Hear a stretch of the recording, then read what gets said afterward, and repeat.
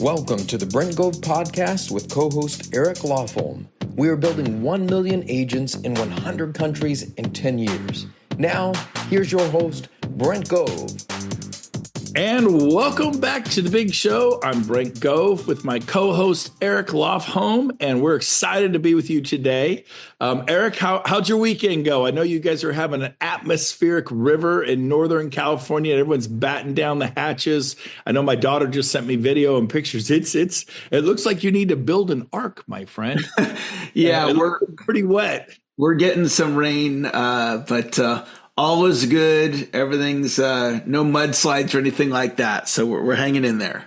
Good. Well, we're out here in sunny Puerto Rico. Out here, I could see St. Thomas across the ocean there, and it's bright blue sky with about a 5-mile-an-hour offshore breeze. Maybe it looks like it's picked up to about 10. It's beautiful out here, about 75. Not to rub it in or give you a hard time, but it is an awesome day today. So anyways, all right. Well, why don't you tell them today's topic we're covering on the podcast? Sure. I'm excited about this one. You're going to share with us highlights from the John Maxwell Create Conference that was in Atlanta. And I know that you regularly attend events to better your skills, and you got excited about the conference and what you learned and want to share some of those highlights. So I'm excited to learn. I love it. By the way, the guy who kicked off the conference was just brilliant. He said a few one-liners I just have to share before we get into John's material. Is that okay, Eric? Yeah, it sounds great. All right. I love it. He started off, just first words out of his mouth is, who's chasing a dream? Who's chasing a dream? He said, be relentless. Don't give up, And I love my name, Brent. If you look it up in Gaelic, it means uphill struggle. And I've been relentless for 40 years, man. I feel like it's never been easy, but it's if you stay steady, you kind of hit peak to peak to peak. And it's been a great ride. He also said, your past is not your prison.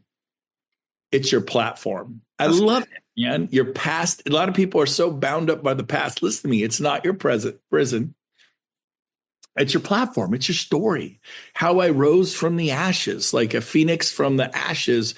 People, Americans, they love the crazy stories of the comeback kid, the comeback gal, the Seabiscuit, the movie Seabiscuit. The horse was put out the pasture, goes on to win the Triple Crown or whatever. We love that stuff. And then he said this was so great, Eric. He said, do not let divorce define you. Woo. Then I added, don't let bankruptcy break you. Don't let divorce define you, and don't let bankruptcy break you. Learn from it. And I get it. You now walk with a limp, and a limp is good. Humble is a good place to approach life. People are attracted to humble people, and nobody likes a proud, arrogant, son of a gun, right? And even God says he lifts up the humble and he resists the proud. So that was pretty cool. And by the way, they're doing this Create conference. I was in Atlanta. They're doing a mastermind in Puerto Rico, March 27th through the 29th. I will be there. If you're curious, reach out to me on that. But with that, let's get into John Maxwell's content from the Create conference in Atlanta. It happens every January. And it is a once a year, and it's just powerful. And John, I've heard him many times. So it's like my favorite today. This time it was just incredible. So you ready, Eric? I'm ready. So he said there are 3 things he's learned in life, 3 key principles. And I'm going to just go right to number 3, the potential for personal growth. I love that. You and I have talked about this, how important it is. I've always said the biggest room in the world is the room for improvement. How many of us are, nope, not me. I'm the best dad, the best husband, the best wife, the best mom. I'm the best marketer. I'm the best agent. I'm like, sorry, I think we could all get better in every area of our life. Family, fitness, fun, finances, and faith. You can, who wants to just stay average? And so he made this statement, and I want to ask you your feelings in response to this, Eric. But he said this is like worth going to the event for. He said, the level of your success will never exceed the level of your personal growth. Simple statement. I'll say it one more time, then I'm going to ask for your response. But I'll say it again. You just kind of want to chew on that one, ruminate on it. The level of your success, the level, will never exceed the level of your personal growth. So what does that mean to you, Eric? I know what it means to me, but have at it. Yeah, I think back when I began this journey of personal development in 1988, and I think back where my skills were then, and I learned some stuff and I had a breakthrough, and then I learned some more stuff and then I had a breakthrough, and the breakthroughs have never stopped. I was just at my, a week ago, this past weekend. So it was 10 days ago, whatever that was, a 3-day conference in Arizona. And my wife attended with me. First time we'd ever done an event together. And it was this great experience, learned a ton. And so, it's just, we just keep raising our potential based on the things that we're learning. So that's what it meant to me. I love it. Absolutely. It's the peak to peak theory. Maybe you can't see climbing Mount Everest to the top, but just climb to the top of that hill that's in front of you. And when you get there, take in the view, then turn around and there's something a little higher. You climb to the top of that one, and the top of that one, and at the top of that one. And it's like that ancient African proverb that goes, the journey of 1,000 miles begins with the first step. And of course, I think we talked about Jim Quick and his book a few months ago, and he talked about the three S's, the small, simple steps. And he talked about flossing. Don't floss tonight. Floss one. Just floss one tooth. Tomorrow night, floss two. The next, floss three. You just start the habit with small, simple steps. It's so good. He also said this. He goes, you don't go into greatness. You grow into greatness. I like that. When you don't go into greatness, you grow into greatness. I thought that's true. I mean, how important is it to read the books, listen to the podcasts, surround yourself with people doing something with their life? I mean, how vital do you feel that is, Eric? Yeah, it's really important. And I think for me, what was landing as you were sharing is expanding comfort zones. And I think back when I got my first assistant, this is back in like 2001. And I was so scared, Brent, to hire somebody at $900 a month.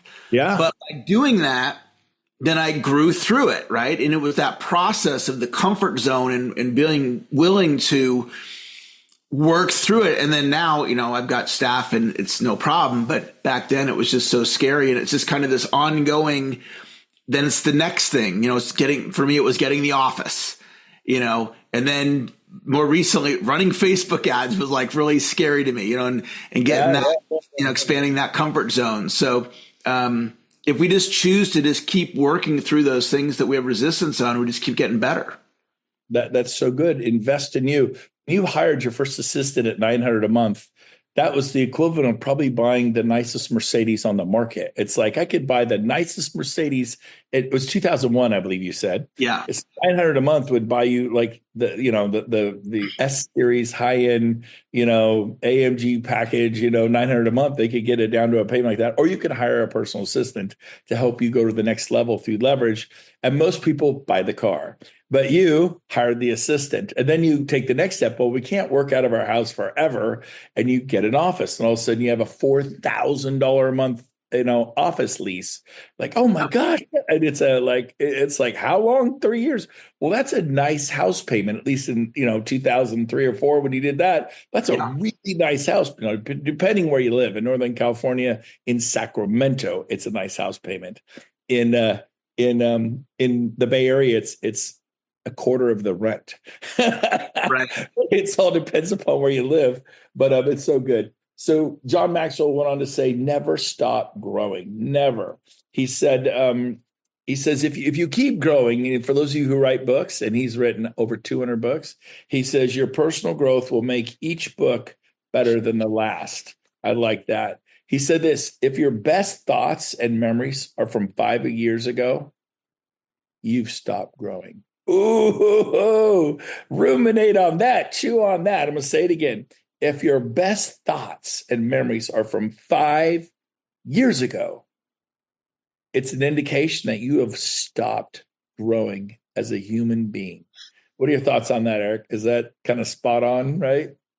Yeah, I think a lot of people that are not into personal development, I won't name any of them on this call, but I can think of some people in my life right now that name them. I want to hear them. Get them out there. No, I'm kidding. Their thinking is very much what it was, 5, 10, 15, 20 years ago.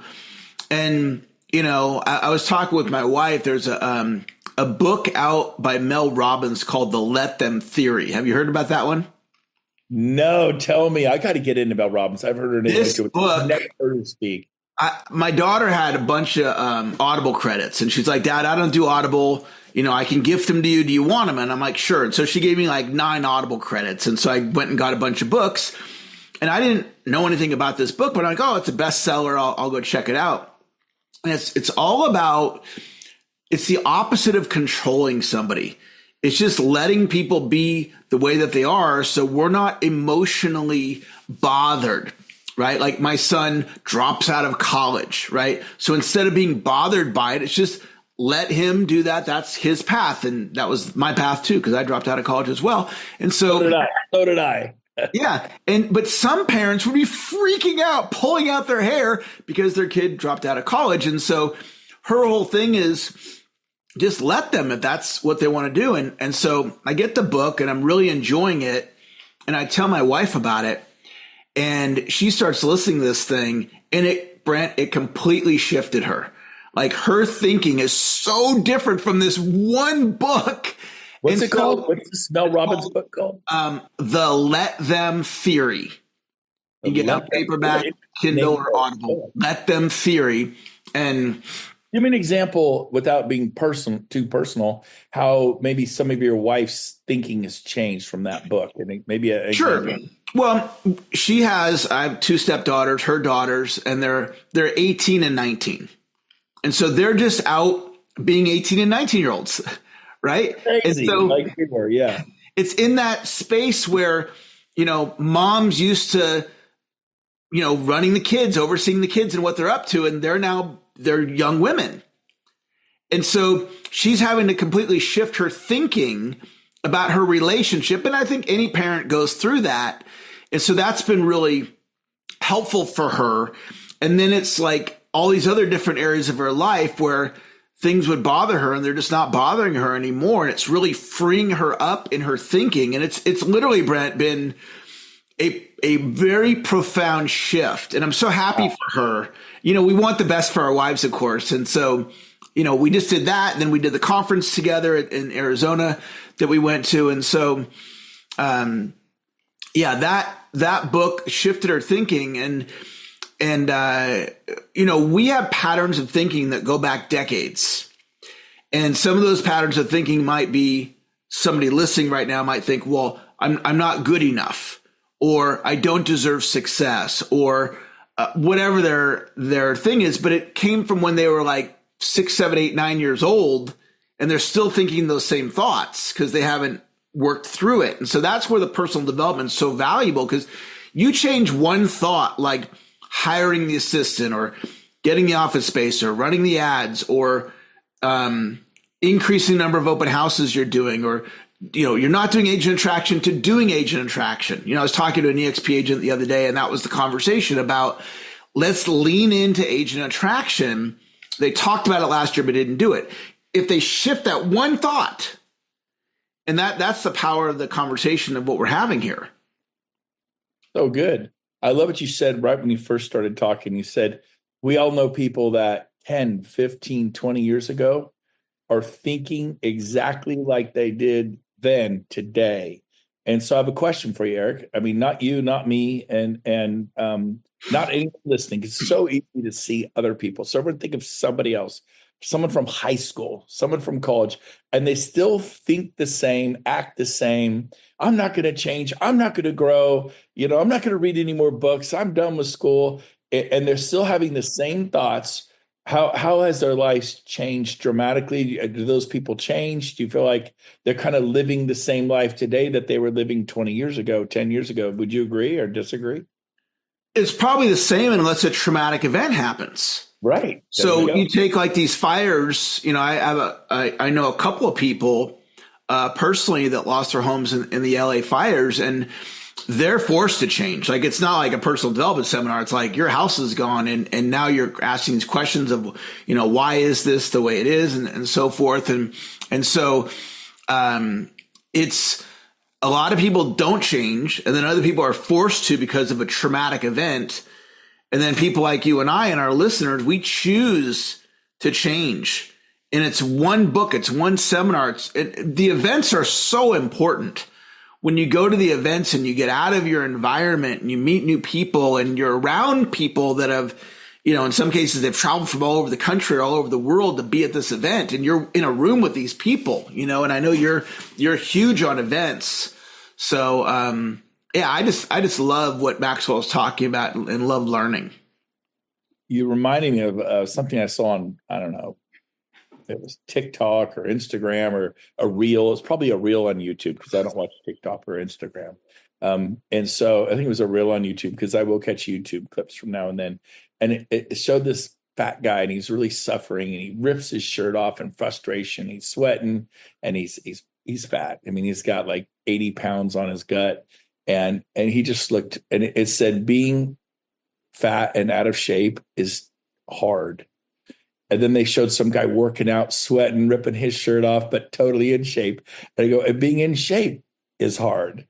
Then they showed somebody looking totally broke and beat up. They said, and being broke and bankrupt is hard. They showed somebody else super successful, looking good, and being successful is hard. And then they showed somebody single and lonely and this and that, and being single is hard. And then someone in love, being in love is hard. It takes work at relationships. And it kind of went through the polarity of both, right? And, stinking thinking, not taking control of your emotions and your thoughts, and with the life, it's hard. And then, casting down vain imaginations and getting control of your emotions and your thoughts and not letting them run away like a wild horse is hard. They said, no matter what in life, life's going to be hard, but wouldn't you rather be fit? Wouldn't you rather have money in the bank than have your accounts overdrawn? Wouldn't you rather be in love than single and lonely? Wouldn't you?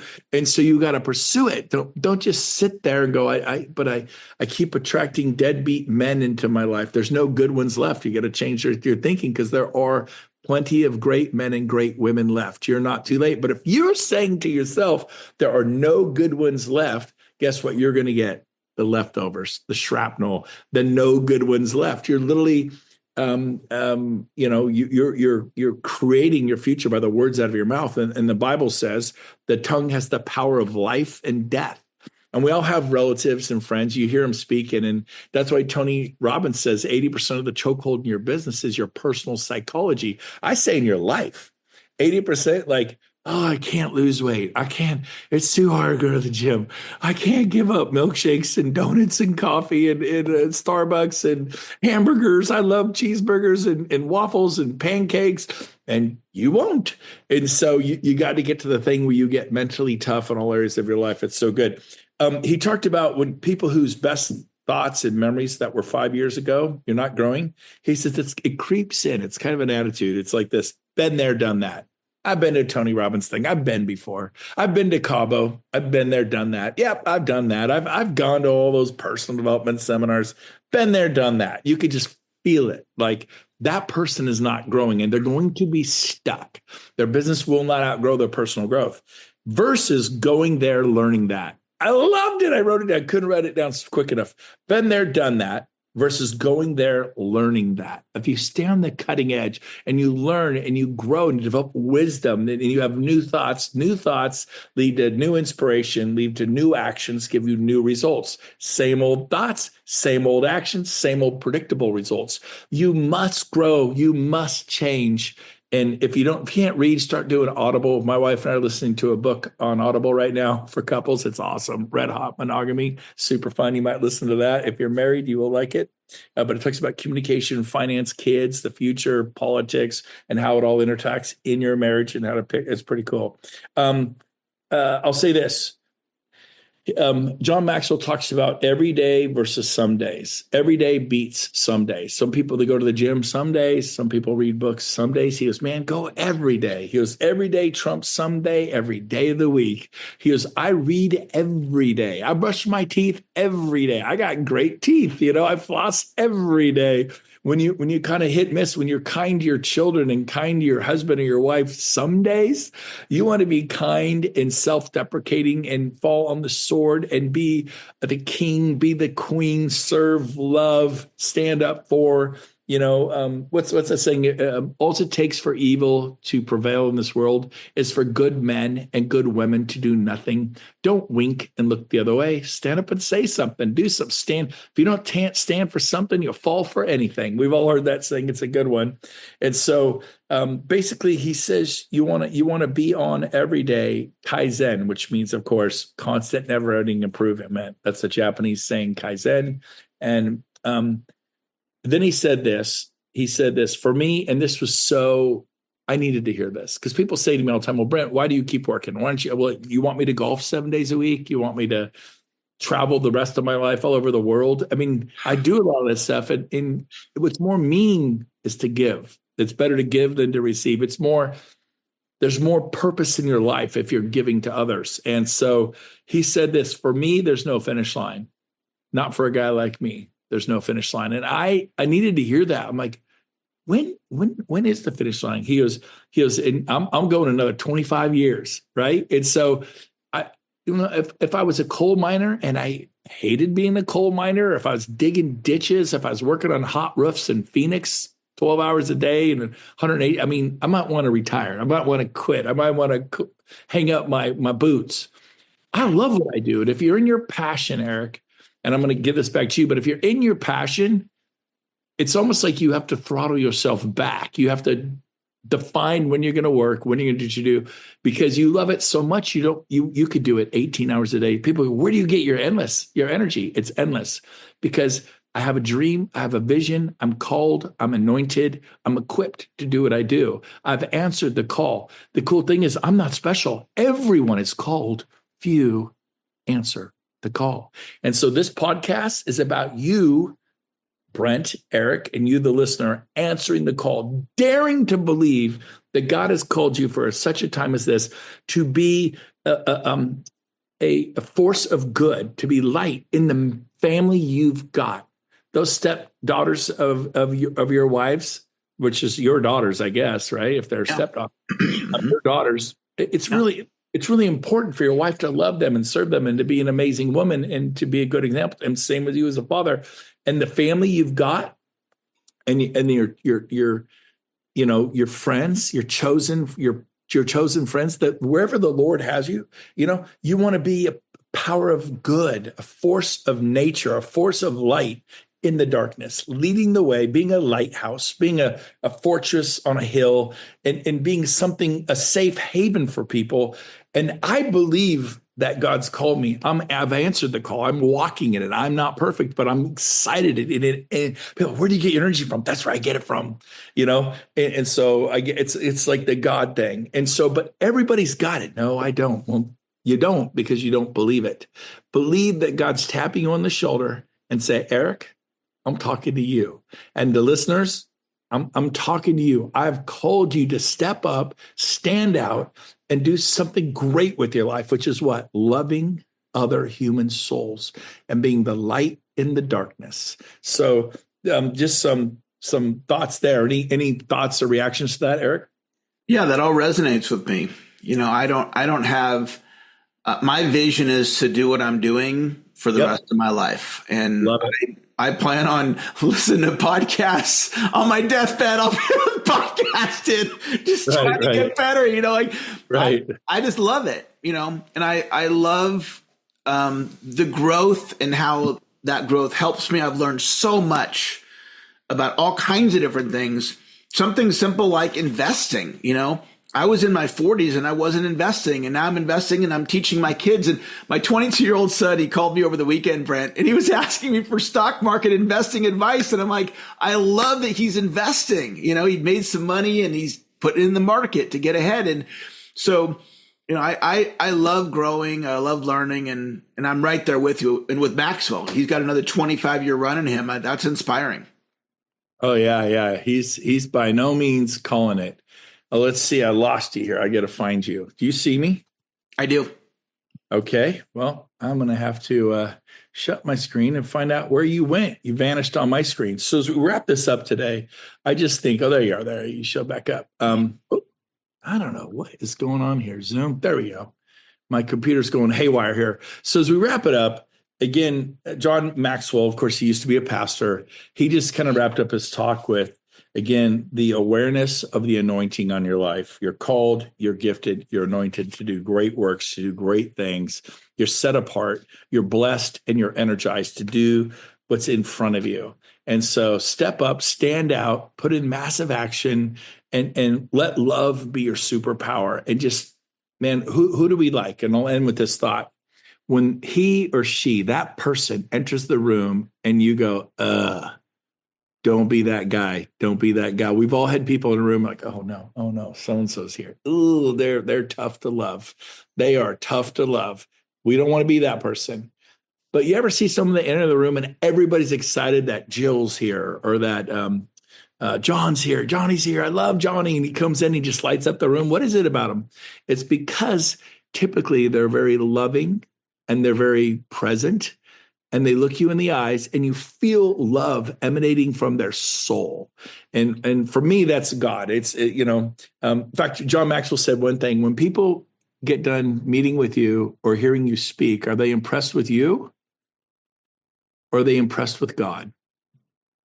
And I know at times who doesn't want people to be impressed with you after you meet them and you say, oh, you did such a good job, Eric. Brent, you did so great. I love you. And you're like, it feels good. I'm like, I don't want them to say, you sucked. That was horrible. Are you tired? Have you gotten sleep? Man, you need to lose some weight. I've had some people look at me. I just lost 45 pounds, but I've had people look at me and go, man, you don't look good. Are you okay? I hate that. I hated that. I'm like, I never say that to people because I hate it. I go, I know.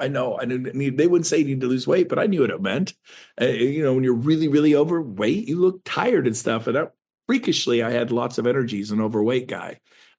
Seriously, it was weird. But, be that person that is loving, because that's attractive. It's attractive. The energy, that love. Like, I can't figure out what it is about that cowboy. But when I'm around him, he makes me feel special, and he smiles and he's missing a tooth, but he loves you, And so be that man, be the woman. That's the magic. That's the secret to becoming charismatic, is your ability to be fully authentic and in the moment and full of love, joy, peace, happiness, and controlling your emotions, learning to harness them and let them move you forward, not pull you back. They move you forward or they pull you back. It is your decision. You really got to take control of your thoughts. And when you start having some bad, you say, nope, not doing that. And I'll end with this. My wife and I work out every day, and we're being taught by a health group called Energized Health, beautiful Christian couple from Southern California. They have an 88-day program called it. And then she says, ladies, when you walk, because most women feel they're not beautiful and they feel they're ugly and there's something wrong with their face, their chin, their nose, their butt, their waist, I got a funny forehead, I got a funny ears. Women are particularly hard on their looks. My face is too skinny, it's too round.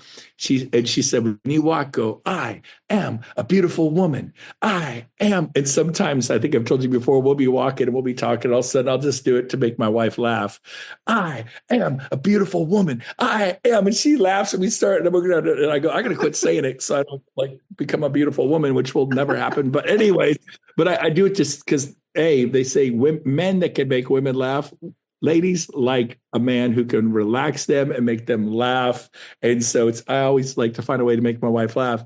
And then John, he goes, I am a strong man. I am fit. And you literally say what you want to be instead of I'm fat.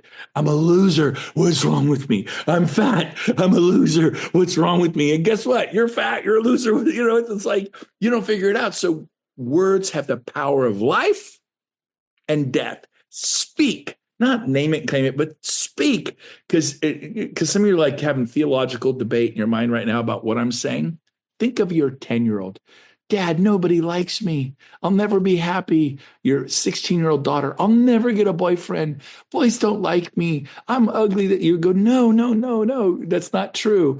And so guess what? You're a 56-year-old woman. You're a 56-year-old guy, and you're still saying stuff 14-year-olds say to themselves. And as a parent, as a loving aunt and uncle, we would say to them, you're beautiful. You're amazing. You're going to have a great life. But don't believe the lie that you'll never be happy again. And that's what takes down people that road of suicide and hopelessness, when they start focusing on that thought and they go down the rabbit hole and it turns into full-blown depression, panic attacks, anxiety, and other stuff. So, man, I know this. I am excited about my life, your life, Eric, the life of our listeners here on the podcast. So speak the future you want. Put in the work. You're not perfect. Progress before perfection. Just get going and get a little bit better, and you're going to end up at the next peak. And then and the view is exhilarating. And then you'll start going towards the direction you want in your life. It's been great to be here. Final thoughts, Eric? Anything you want to say as we wrap it up? Yeah, I always like to end our podcast and encourage our listeners to listen to this podcast multiple times, to put the best ideas from the John Maxwell Conference into your subconscious mind, and share the podcast with your team and with your organization so they can benefit from these encouraging motivational ideas. We look forward to connecting with you on the next podcast. Bye for now. See ya. Okay, so here's the deal. We have incredible information, video content on my YouTube channel. Go over there and make sure you subscribe. And it's vital that you ring the bell. If you ring that bell every time I put out new content, it's actually going to notify you, and you can get the latest and greatest of what's happening at EXP. Now, don't forget to like me on Facebook so you can also get that content, and then follow me on Instagram. We're hitting everybody high, low, and in between. We're trying to get the information out there so you can build big businesses, revenue share organizations. So go to YouTube right now. Please subscribe and ring that bell. Like me on Facebook and follow me on Instagram. We'll see you out there.